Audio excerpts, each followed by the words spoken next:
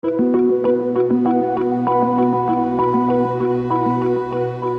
Charlie, thanks for taking the time today. Today we're going to be talking about getting websites investor ready. So what would you advise a company in the early stages to be thinking about when they're getting their website ready for investors? So a really easy win for companies on their websites is to make sure they're complying with the statutory disclosure requirements. For most websites, that will be as simple as making sure they contain their company name, number, registered office, place of registration, VAT number, and contact details. For other companies, so for example, companies that are registered with the FCA, there can be more disclosure requirements, but they're quite specific circumstances. It's something that's really straightforward, but is forgotten about quite a lot. Is there anything companies need to be thinking about from an IP perspective on the website? Yeah, so I think the most important one to consider is domain names. So often companies, when they're building their brand, they want to register lots of website domain names.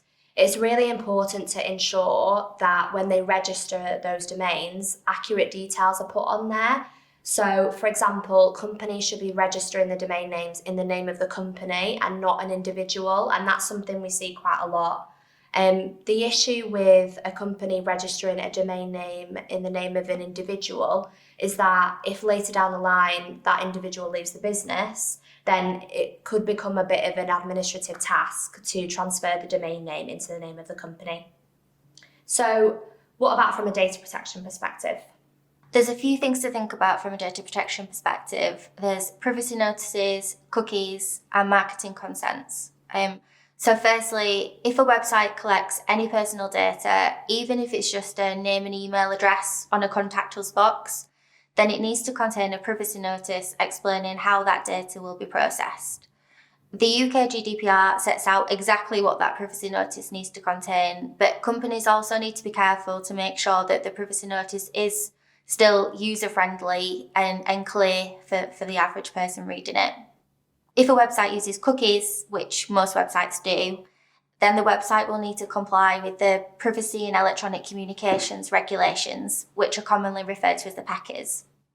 Under the PACAs, if a website uses non-essential cookies, so that could be marketing cookies, tracking cookies, analytics cookies, it will need to collect consent from individuals to set those cookies. So you usually see that done on like a pop-up cookies banner. Also, when using those cookies, they need to provide clear and comprehensive information about why they're used and also the time span of each cookie. So that's usually done in practice through a cookies policy on the website. Yeah, and you also mentioned marketing consent. So tell us more about that, because we see a lot of that when we're advising businesses, don't we? We do. So if a website collects any marketing consents, so that could be a newsletter sign-up box, or it could be a tick box during the order process by which individuals can consent to receiving email or SMS marketing, companies need to make sure that those consents are collected in a GDPR compliant way. So for example, they should be specific, informed, and collected via a clear affirmative action. If not, this could raise issues in the future, because if you have consents that are not GDPR compliant, in the future, you won't be able to rely on them for marketing. So it's basically starting from scratch. Yeah, that's a really good point.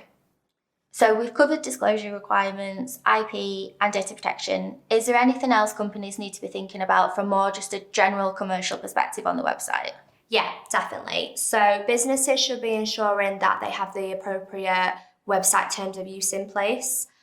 This will be particularly important if they are contracting with customers for goods or services. So for example, if a customer is using the website to buy products or perhaps post reviews. If a business is providing goods or services to customers, they should also ensure that they have the appropriate standard terms and conditions in place on their website as well. And if a business is supplying products or services to customers which are individual consumers, then consideration should be given to drafting the terms carefully, because in the UK there is a lot of legislation which deals with consumers specifically. That's really helpful. Thank you for your time today.